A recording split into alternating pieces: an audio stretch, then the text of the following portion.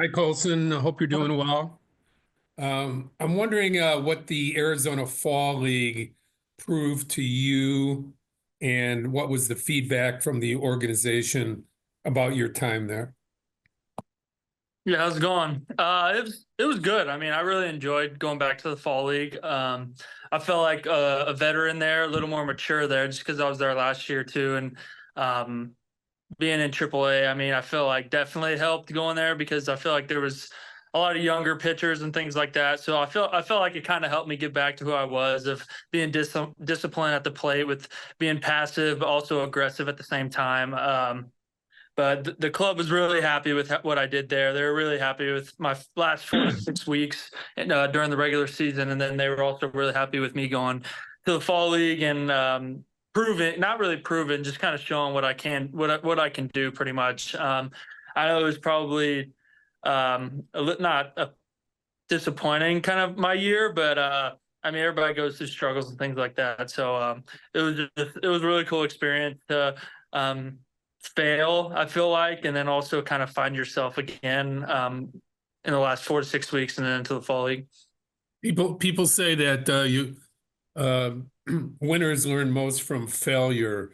If you could Hmm. say there was failure and then success, would you be satisfied with that? Is that the answer that you got from the fall league and from the end of the season? Yeah, 100%. I mean, being a competitor and wanting to be the best, I don't want to fail. I don't want to lose. I don't want to do anything bad. But I mean, like I've said before, like if you never failed or anything like that, then how could you know what you need to get better on and what you can improve on? So, um, definitely the season was not a failure or disappointment at all, just because of all the things that I've learned about myself and about how I am as a baseball player. So I definitely learned not to take things for granted, and also that being 100% ready and committed to baseball, and this is my life, and just being the best that I can be as a person and baseball player is really what I was just what I want to be. I just want to be the best for myself and to be the best for the club. Vinny? Hey, Colson, ending on a positive note like you did both in the regular season and in the fall league, how big of a difference does that make in your mind going into the offseason? I mean, had it ended where you were still at kind of a frustrated point versus now it ending where you're a little more happy and confident, what Mhm. big difference does that make for you as you move forward? I think that I got two emotions with it. One, I'm happy and excited that I ended on a good note and back to what I need to be and better. But also, I have a whole bunch of hunger and frustration and not disappointment, embarrassment in myself, but kind of just that fire in me that I always want to do good, and the fact that I didn't perform the way I wanted to for most of the year, it kind of drives me crazy, and it's kind of fueling the fire in my off season work of, hey, I gotta not really I gotta prove myself again, but I kind of just gotta get back to where I was and get back to being the guy that everybody knows that I am. Um, and that comes in the happy and exciting of that I did get back to that at the end of the year and into the fall league. So I got two emotions going into the off season. How have you kind of been able to find a balance there? Because I know both you and the team also were kind of upfront about those frustrations maybe kind of getting to you a little bit Hmm. sometime during the season. How have you kind of been able to figure out how to have that frustration be kind of a force for good rather than Yeah. something that's going to hinder you? Hmm. I literally just got off the phone with Skip about this. Is the biggest thing was I just accepted it. I accepted that I had some failures, I struggled, and what am I going to do next? I feel like throughout the year I was kind of fighting it. I'm just being like, oh no, I'm not in the slump. I'm not in this. I'm not that. But then once I just kind of accepted it, I was just like, all right, what do I do now? What do I got to do to get better? What do I got to do to be the best guy that I can be for the team? And I mean, once that clicked with me, it was just that after it was just smooth sailing after that. That's Will Venable, Skip. Yes. Mhm. Yeah. What was that conversation like with him? It was cool. It was kind of just a little meeting up. He was just saying nice to meet you, introducing each other, and it was I mean, that was pretty much the basis of it, and also just kind of getting ready to get after it. And he's hoping that me and him have a long career with the White Sox together and successful career with each other. So it was really cool for him to reach out and things like that. So James? I guess how would you balance, wanting to go end on a good note or wanting to kind of play the way you wanted to play versus, not playing all of AFL or playing 180 game season and whatever, considerations would have to go with something like that. Mm-hmm. So going into the fall league, I wouldn't say that I was happy with having to go, but at the same time, I knew that's what I needed. So sometimes you got to make sacrifices and things like that. So, I mean, I would have much rather had a full off season. I mean, I played little more than half or less than half of the fall league, but I mean, right after the season, that's all you're thinking. But then when they tell you they want you to go to the fall league, you kind of have some bitterness in you with it all. But at the same time, I kind of took that as a challenge, and I was like, all right, now I'm going to go prove and show the guy that I am, and everybody knows that I am and that I can be. So I had to put my ego and pride away for a little bit, and just know that this was the best thing for me. Just for long-term career too, and figuring everything out. A lot of people I feel like think, oh, like, yeah, you struggle and then you just kind of, I don't want to end the season and just get back to work.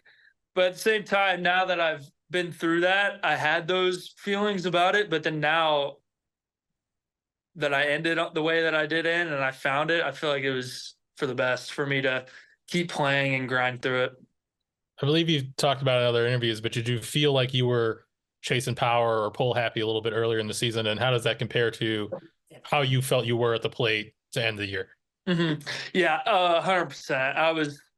I was definitely chasing. I think I was just maturing into my body too a little bit, and I know that the damage that I could do. So I was forcing a lot of that, which created me to chase a lot of pitches and made me kind of get away from my strike zone discipline and things like that. But then once we kind of went through that little phase of talking with each other on that Zoom call a while back, I don't remember when that was, but then things kind of just started clicking, going back to normal of just being the guy that I am. Don't try to be someone else you're not. And once I kind of figured that out in my head, it was good after that. What are your signs that you felt like you were on track? Is it hard contact to left center, or is it just kind of a feel in the box? What did you kind of feel like, all right, this is me? I would say it was definitely just my mindset. I was going in the box and I was thinking I'm swinging. First pitch, I'm ready. You throw it here, I'm ready to hit. I felt sometimes that I could get a little passive and be like, I'm just gonna see this one, or I'm just gonna see what this looks like. Once I did that, I felt like that bat was over, if I'm being honest. So, but once I got in there and I stepped in the box and I'm like, throw it right here. Like I'm ready for it. Once I started having that mentality and that mindset with it all, I just felt more on the hunt and attacking the pitches that I knew. Even if it was off speed, I was just ready for it. And when I stepped in the box and I was locked in from the first pitch, I felt like it was either I was going to get walked or I was going to get hit. That's just kind of in my mindset what I thought about it all. And I would just say my first initial move is the biggest thing for me, and my hands just getting ready. And my hitting guy always says it's like a dance between me and the pitcher. So once he goes, I go. But then I would say that's pretty much it. Scott Merkin. Colson, how's it going? What's up, Scott? Not much. Hey, we see Bledsoe Agency right behind you there. How long are you there? How long are you there for? What kind of work again are you doing? And has it changed from the years that you've been doing it there? Mm-hmm. Yeah, so I got here November 4th. I went back home to Indiana for about a week, saw some family and just hung out, watched my siblings play ball and things like that. So it was really cool just to be back in small town Indiana. But I wanted to get back after it. And so I came here November 4th. And then after that, we're kind of getting back, my agency and with the White Sox, we're kind of just getting back into being more of the athlete that I am. Played basketball and football, so we're doing a lot of things like that, just trying to get me back to being an athlete. And I'm maturing more, so I'm gaining weight and things like that. So we want to be able to stick at shortstop because I know I'm a shortstop. Even though I played third in the fall league, that does not mean anything. I was just playing third, anything to help the team win and just get in the lineup. So I'm a shortstop and that's it. So it's been good here. I'm excited for the rest of the offseason. It's still pretty early, so it's been fun. This is going to be your third big league spring training. How different do you think it's going to be when you look back to like the first time you were there when everything was so new? I would just say I would kind of just know how things are operated more. I feel like that's probably going to be the biggest thing is being more comfortable, but at the same time, I don't want to be comfortable, if that makes sense. I want to push myself and things like that. But I would just say I know how things are going to be run and what I need to do to get ready for games and things like that. Especially just after being in there the 2 previous years, I kind of know what I need to do to get my body ready and mindset wise of if I'm going to be coming in, what do I need to do to get myself ready? And then also I think just with the guys and things like that, building good connections with those guys and I feel like that's going to be the biggest thing for us is just having a really good clubhouse. Juan? Hey, Colson. How's it going? We'll talk some Indiana football here a little later on, but one of the things that Chris Getz was talking about at the GM meetings was one of the things that he liked at the AFL for you was the looseness in your swing. Was that something that you noticed as well? And does that go back to what you're attributing to earlier as far as just the mindset that you had? Mm-hmm. Yeah, 100%. Like I said, when I was trying to, I feel like create power, that's when I was just kind of muscling my swing is kind of what I say. But since noticing the looseness and things like that, that's just like me being the best that I can is the loose, the free, the smooth swing. That's what I think that kind of all just goes into play with what I want to do at the plate. I've definitely felt that 100% in the fall league, and I felt like I had more pop and juice when I was doing that, being more fluid and smooth. So, but I don't want to muscle my swing at all. I don't like doing that at all. So that doesn't feel good. Steve? Hi, Colson. How did you experience a 121 loss big league season from afar? Did it make you feel anything? Did it bum you out at all, or make you feel bad that you couldn't be there trying to help or anything like that? Yeah, just because too, I know all the guys up there, so I knew a lot of the guys up there, and it's not like you feel bad for them. You just know that they wanted to win too.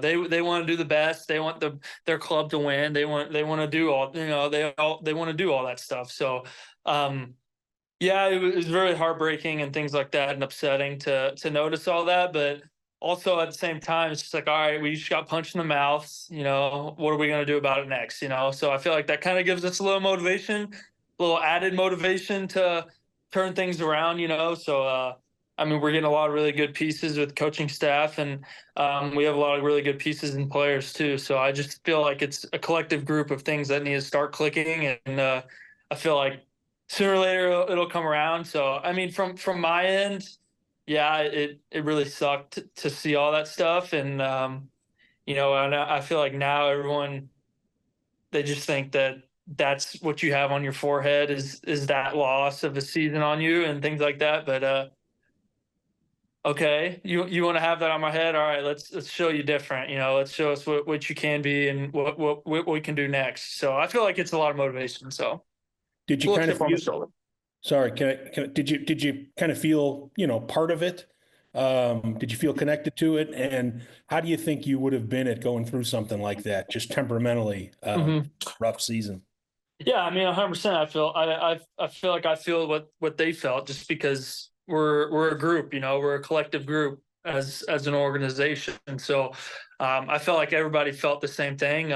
Obviously, the guys up there probably felt a little more upsetting and disappointed about it, but we all felt disappointed and upset. So I mean, at the end of the day, this shows that we care too, you know. So it cares that we want to do good. We want this organization to succeed, and um, I wish I could have been up there to maybe help and things like that. But there's a reason why I wasn't up there. So I just feel like when the time's right, it's going to happen. So I always say just God's timing. So Ryan? Colson, I'll piggybacking off of that. What you're talking about, you know, you wish you were there. Obviously, ultimate goals, you know, get to the big leagues. But you've talked about, I mean, you've used the word failure a few times in this Zoom here. And are you almost in a weird way, like happy that call didn't come, that you didn't have the kind of that bad taste in your mouth, the excitement of the big leagues, maybe a little bit of like rough spot when you get here in September, and then you don't play the fall league? Instead, you do go to the fall league, you get kind of that upswing, and you take that into your offseason kind of with a clean slate. I mean, yeah. I don't know if I've been asked that yet, but like I always say, is just you never. Let me. How am I going to phrase this? I just feel like in my life, I feel like everything's worked out the way it's supposed to, and the timing has worked out the way it's supposed to. And this year, I definitely felt like I was forcing myself to try and be where I wasn't at and not be where my feet were. And I feel like that was one of the main reasons why I wasn't able to catch my stride, is because I was always looking to the big leagues and seeing that and saying, oh, I can help out. I want to be up there to do whatever I can. But at the same time, when I was doing that, I wasn't helping myself of where I was at in the time being and getting ready for that day and ready for that game. So I just feel like it was a lot of emotions. Yes, I wanted to be up there. You want to be in the big leagues and you want to be the best. But at the same time, yes, I was happy I wasn't up there because I learned a lot about myself, and I learned a lot about what I needed to do to get better as a baseball player and be the best version I can be as a baseball player. So there's a lot of mixed emotions, you know. So I want to be up there and help. At the same time, I'm happy I wasn't up there because I learned from what I needed to learn from being in AAA and going to the fall league. James? Colson, I don't know if you've had a chance to like meet with the new hitting director, Ryan Fuller, yet, but you know, something he's talked about is kind of being coordinated in the White Sox plan and also your hitting group's plan. How do you felt like that's been coordinated so far, with obviously Bledsoe having a lot of resources for you, but also trying to make sure it's in line with what you're doing with the White Sox?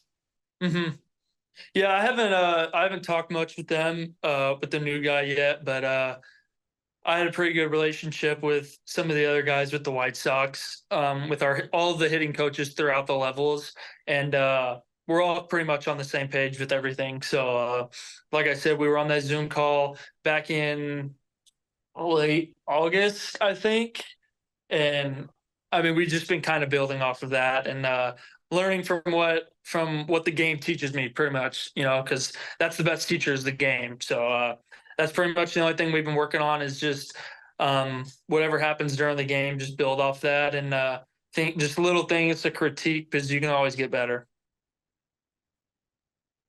Bruce? Colson, all great athletes envision success and what it looks like before it happens. If I asked you to envision your 2025 season, what would that look like in your mind right now? I would say it's just the White Sox, having a really good season and just turning the page and hoping everybody just forgets about the season that we just had. And I would just say that's probably one of the biggest things, is I don't want to look at individual goals, because once I notice that I focus on winning and just winning the game, individual stats take care of themselves. So just with my experience with that, I feel like that's the best thing. So I just hope that we have a really good year, and it's kind of like we put the year that we just had in the rearview mirror, and I would hope that we have a very productive and successful season. So, I mean, yeah, there's a lot of individual goals that I want to accomplish, but at the same time, I just want to win and I just want to help this organization be as best as we can. And I feel like if I put that first, that everything will take care of itself. Simply put, do you envision yourself playing shortstop for the Chicago White Sox every day in 2025? Yes, I do envision myself doing that. Yeah. Coach? Carson, how we doing? Good. What has been conveyed to you thus far about the plans for you for this upcoming season? Can you say that again? What has been you have been told about the plans for you and your role with this team for this upcoming season? Mm-hmm. So I actually have a call with them on Thursday, and we're going to talk about all that stuff. But at the end of the year, all of the coaches, we sat together and we kind of went over what I need to improve on and what I need to just continue to keep getting better, like some of the infield coordinators and things like that. And they were pretty pleased and happy with how I played defensively throughout the year, and I was really happy about it, well, because I felt like I played the best that I ever have at shortstop. So it was pretty cool to just play a full season and be healthy, pretty much. So that's number one goal, is just be healthy and be able to play every single day. And I think the biggest thing they just said is just continuing to grow as a player and gain wisdom from other big leaguers, and just keep maturing as a player. So what will you do differently from here out into spring training to make sure you're ready? I mean, I'm going to train my butt off. I'm going to push myself. And the biggest thing is every single day, our guy, he walks in and he says, "You ready to dominate the day?" So, I'm not trying to win the day. I'm trying to dominate the day. So I come in here trying to dominate my workout, dominate my hitting routines, and dominate my infielding routines. So I feel like that's the biggest thing is I come in here and Hunter Bledsoe, that's his name. He comes in, he's like, "Say, you ready to dominate?" So I saw a thing also that there's people that try to win, that just trying to train to win. But when you train to dominate, it kind of changes a little mindset. So I feel like that's kind of clicking with me right now. So I feel like that's what I'm trying to do. James? I mean, obviously, you've been asked a lot about hitting this season, but you talked very positively about your defense. Just what are the big strides you feel like you've made that maybe make, obviously you've been confident the whole time you can be a major league shortstop, but what's really kind of seemed like it's taken a step forward to make that even more realistic now? Yeah, I just think the biggest thing was I improved my internal clock a lot, and I felt like I was locked in the whole time when I was playing shortstop, and I was always thinking of, if the ball's hit to me, where am I going? And things like that. Not waiting of, oh, if the ball's hit to me, what do I got to do? No, I was already ahead of it, and I feel like that was one of the biggest things. Is I was thinking in the moment, but at the same time, I was thinking ahead of time where I was going with the ball, what do I got to do, and things like that. So I feel like that was one of the biggest things that kind of changed my mindset. And I was thinking the ball was going to hit me every single time, and I was going to do whatever I could to keep the ball in the infield and do whatever I can to help my pitchers out. Bruce? Yeah, Colson, just a quick one on research and development. How much do the White Sox, insist that young players like yourself get involved with numbers and looking at metrics? And is that something that you've had to learn to incorporate, or can you do that and just be Colson Montgomery, the baseball player, all the time that you've always been growing up? Mm-hmm. Yeah, I mean, I feel like that just comes with the day and age that we're in, is everything's turning into the whole numbers and things like that. I think what the White Sox are good is if you want it, you can have it, but if you don't want it, then they'll just leave you be of what you need to do. So there's times this year that I've wanted it and just to see some things, but then I don't want to. I'm more of a feel guy, so I don't really want to look at all those numbers and things like that, because I feel like if I'm moving the right way and I feel the right way, then those numbers are gonna show up the way they need to. So there's times where I want to see it, but then there's times where I don't even want to look at it at all. So I think the White Sox are good with it, where they just, if you want it, you can have it, but they're not going to push you with it. We all silly like the mayor.